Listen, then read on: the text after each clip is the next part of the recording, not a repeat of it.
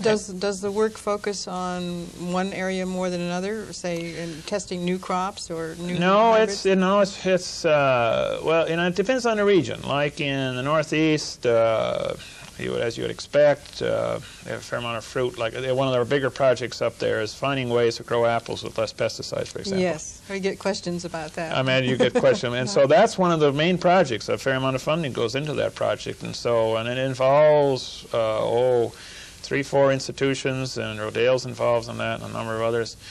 And so that's one of the key projects. Also dairy, in other words, trying to use the mixed dairy crop operation. And so dairy is another one.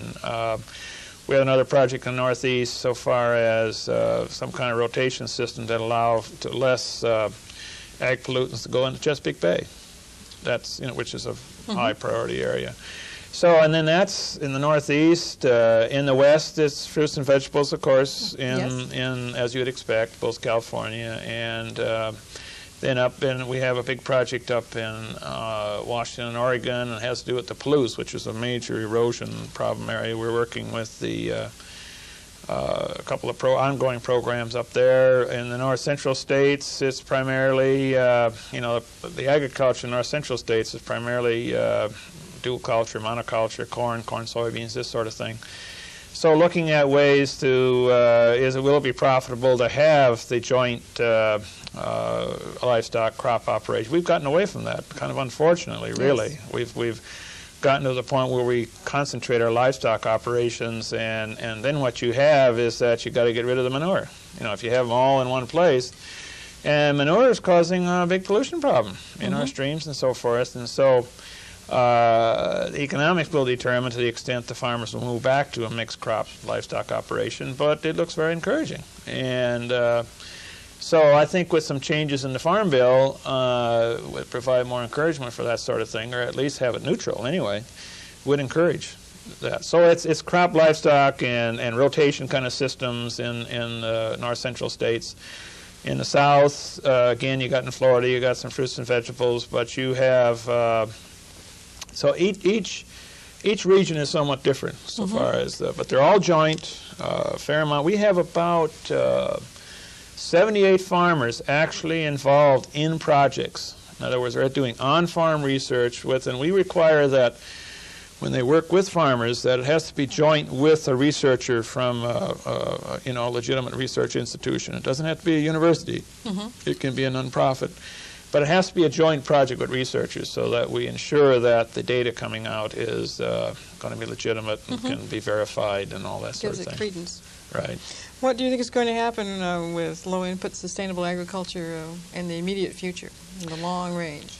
Well, we went in '88, and then in '89 we got almost $4.5 million, and that's the same amount that we got that the administration supported in '90.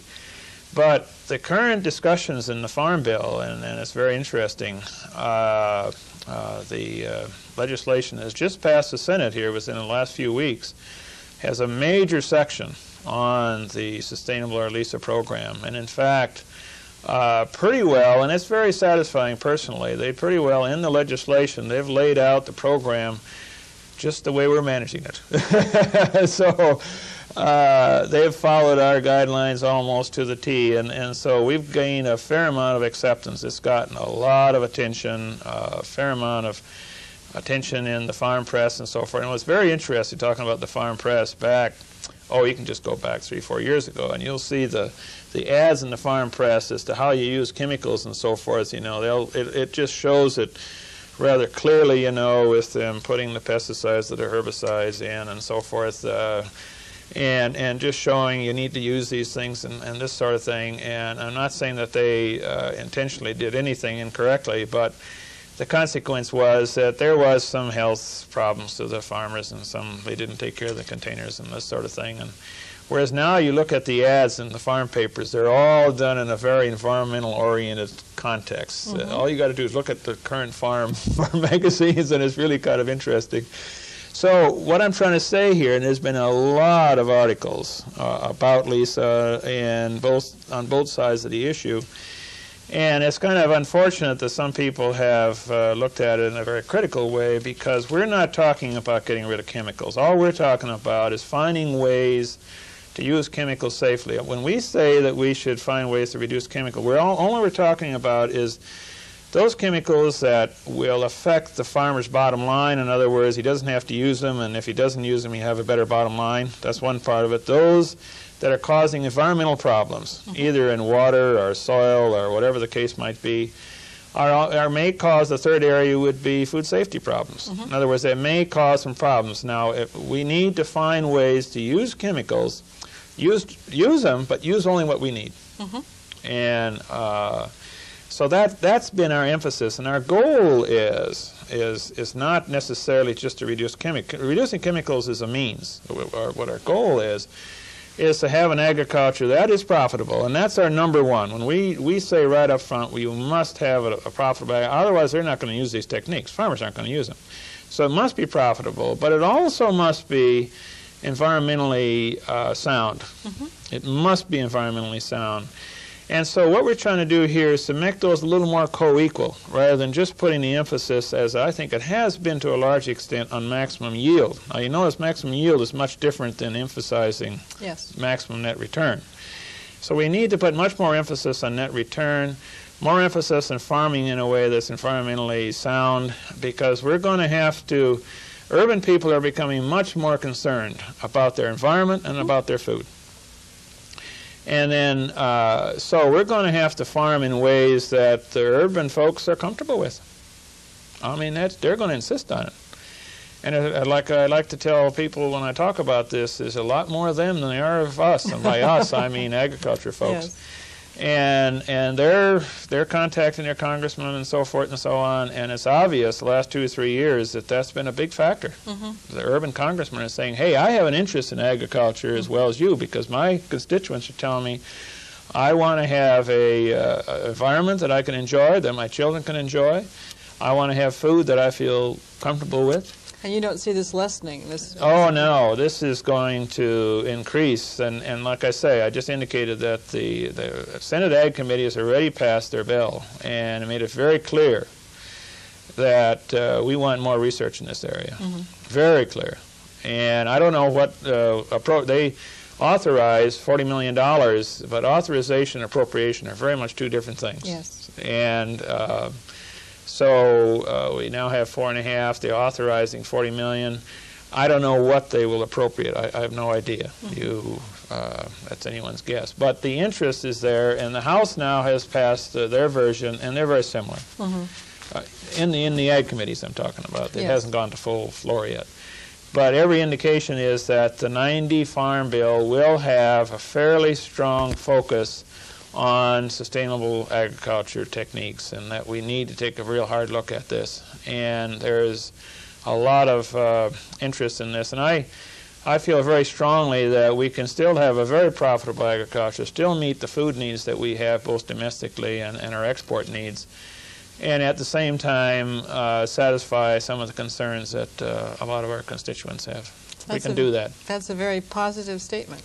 Yeah, and we can do it. We're not talking, we can produce the kind of yield. There's farmers out there right now that are farming this way that are getting as high or higher yields than their neighbors that are using a lot more off-farm inputs.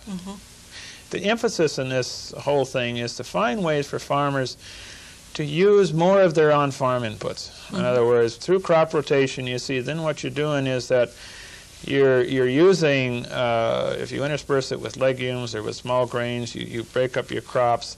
That way you create a different environment. You don't have the same weeds. It can help you to control weeds that way. It can help you to control pests. Pests, for example, the corn rootworm is only a problem when you continuously grow corn. It's not a problem if you have rotation.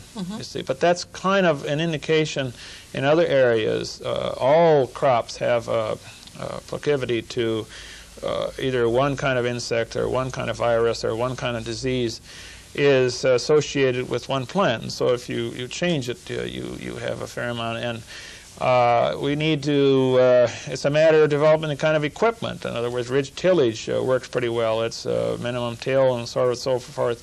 So we need to have different equipment. Also do some rotary hoe and some cultivating rather than using just herbicides to get rid of weeds. And so there's also, if you have a crop livestock, then you can get some of your, if you have that, you can get some of your nutrients from your manure and intersperse that. And also, even if we maintain a very high degree of concentration of livestock, we need to find ways to take that waste from the livestock and compost it possibly and take it to the areas where they need it. I mean, because it's causing problems there. Mm-hmm. So we need to find ways to take that from where it is concentrated and take it to areas where it's needed, so that that way we solve two problems. We solve the nutrient problem of the people that need it, and we take care of the waste problem over here, because so it's a matter of using resources that are on the farm to the fullest extent possible. Use off-farm resources, but only use what you need. And with the emphasis here, quite frankly, on the bottom line all the time. Mm-hmm. Not necessarily maximizing our yield, but maximizing our net return. Mm-hmm.